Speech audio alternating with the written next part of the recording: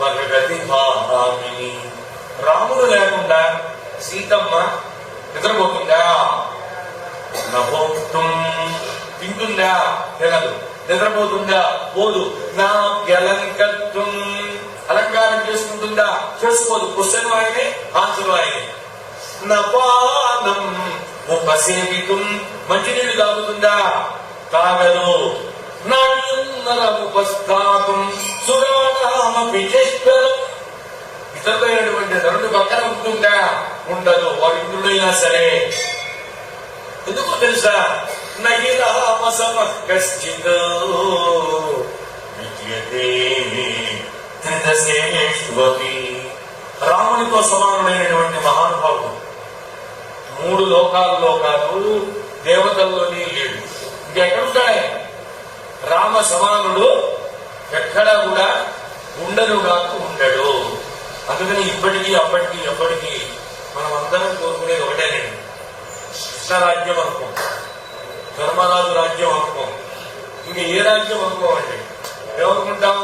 రామరాజ్యం కావాలి అనుకుంటాం. దాన్ని అనుకునే అర్హత మనకుందా లేదా ముందు మనం ఆలోచించుకోవాలండి. దయచేసి ఈ మాట కొంచెం ఘాటుగా ఉన్నాయేమనుకో, ఈ స్థానంలో ఉన్నప్పుడు కొన్ని మాటలు అనక తప్పదు. రామరాజ్యంలో ఉన్న వాళ్ళందరూ ధర్మాత్మలు. ప్రజల ధర్మము, రాముని ధర్మము రెండూ కలిసి అంత గొప్పగా ఉన్నాయి. రాముని ఏలుబడిలో ఉన్నటువంటి సమయంలో ఉన్న వాళ్ళందరూ కూడా తనది కాని ద్రవ్యాన్ని ఆశించేవాళ్ళు కాదు. ఇన్ని బంగారు గురుజులు కింద పడేసిపోయినా మళ్ళీ వాళ్ళు తీసుకెళ్లాల్సింది తప్ప ఎవరు తీసుకునేవాడు కాదు. అన్యాయం లేదు, అవినీతి లేదు, అక్రమం లేదు, అధర్మం లేదు. కాబట్టి రామరాజ్యం గొప్పగా ఉంది. మరి ఇప్పుడు రామరాజ్యం కావాలి అంటే ఇద్దరు మారాలి. ఒకళ్ళు పరిపాలనలో ధర్మంగా ఉండాలి, వాళ్ళు ఒక్కళ్ళే ఉండాలంటే ఒప్పుకోనండి. మనము కూడా ధర్మ మార్గంలోనే ఉండాలి. ఇన్కమ్ ట్యాక్స్ కట్టో దాన్ని కొట్టడం కోసం ఎంత ప్రయత్నాలు చేస్తున్నామంటే ఎవరికి వెళ్తుందండి అది? మళ్ళీ ప్రభుత్వానికే. మీరందరూ ధర్మవర్తనలో ఉండి చక్కగా ఇన్కమ్ ట్యాక్స్ కడితే ఎంత గొప్పగా ఉంటుంది. అందువల్ల రామరాజ్యం కావాలంటే మనం ధర్మస్వరూపులమై ఉండాలి, ధర్మాచరణం చేసేవాళ్ళమై ఉండాలి, ధర్మం నుండే లగ్నమైన బుద్ధి గల వాళ్ళమై ఉండాలి. అప్పుడు తప్పనిసరిగా రామరాజ్యం వస్తుంది. కావాలని కోరిక ఉండి మనం అధర్మంగా ఉంటే రావణ రాజ్యం వస్తుంది. కనుక రావణ రాజ్యంలో వాడు పెట్టరు, వాడు వాళ్ళని బాగా చూసుకున్నాడు. అంతకన్నా దుర్మార్గమైనటువంటి రాజ్యాలే మనకు వస్తూ ఉంటాయి. అందువల్ల రాముడు లాంటి వాడు మూడు లోకాలలోనూ లేడు, దేవతల్లోనూ కూడా లేనుగాక లేడు. ఈవిడ సీత కాదు అనుకున్నాడండి. అన్యేయమితి నిశ్చిత్య, ఈవిడ అన్యా, సీతమ్మ కాదు, వేరొక స్త్రీ అనుకున్నాడు. అనుకోగానే వెంటనే అంతవరకు ఆయన ఏ ఉత్సాహాన్ని పొందాడో అదంతా పోయిందండి. ఇదండి మనం ఉత్సాహాన్ని పొందడానికి, నిరుత్సాహాన్ని పొందడానికి కారణం ఇది. మనకి అనుకూలమైనటువంటి వాతావరణ ప్రభావం ఉందేమో అనుకున్నప్పుడేమో ఏమవుతుందండి? ఉత్సాహంగా ఉంటుంది. అది వ్యతిరేకమైతే నిరుత్సాహం వస్తుంది. అనుకూలమైతే ఆనందం పెరుగుతుంది, ప్రతికూలమైతే ఏమవుతుంది? దుఃఖం పెరుగుతుందండి.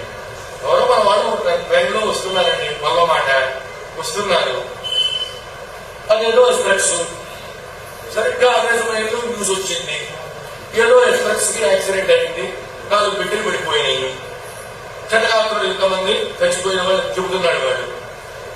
మనలో ఏముండదు. ఎందుకని? ఆ ఎక్స్ప్రెస్ మన వాళ్ళు అవునే కదా, నో టెన్షన్, వచ్చేస్తున్నారు 2 గంటల్లో వస్తారండి. వెంటనే క్షమించాలి, పడిపోయిన ఎక్స్ప్రెస్ అది కాదు,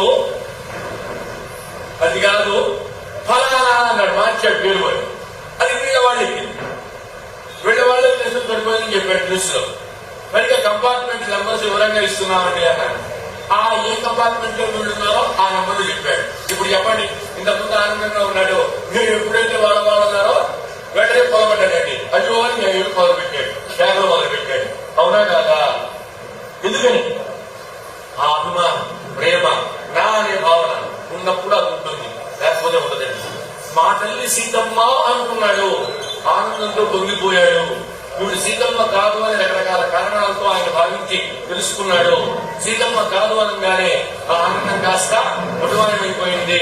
ఆ ప్రదేశంలో ఆయనకి బాధ కలిగి ఈవిడ సీత కాదు కాబట్టి సీత ఎక్కడో ఉండుండే, సీత ఎక్కడో ఉంది, కానీ ఆ తల్లి నేను ఎక్కడుందో తెలుసుకోలేకపోతున్నాను. కాబట్టి ఎక్కడ ఉందో తెలుసుకోవడం కోసం అని చెప్పి నేను ప్రయత్నం చెయ్యాలి, ప్రయత్నం మానకూడదు అనుకున్నాడు ఆయన. అనుకుని అక్కడి నుంచి బయలుదేరేసి ఉన్నటువంటి ఆడవాళ్ళందరినీ చూశాడు.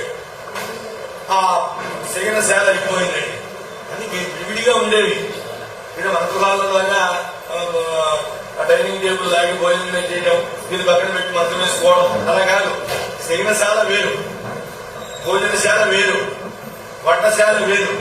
పూర్వకాలంలో కూడా వంటశాల దూరంగా ఉండేదండి. ఆ ఆగ్నేయంలో కట్టేవాడు చుట్టూ రౌండ్ గా. అది చాలా వాస్తోషాన్ని తోగొడుతుంది.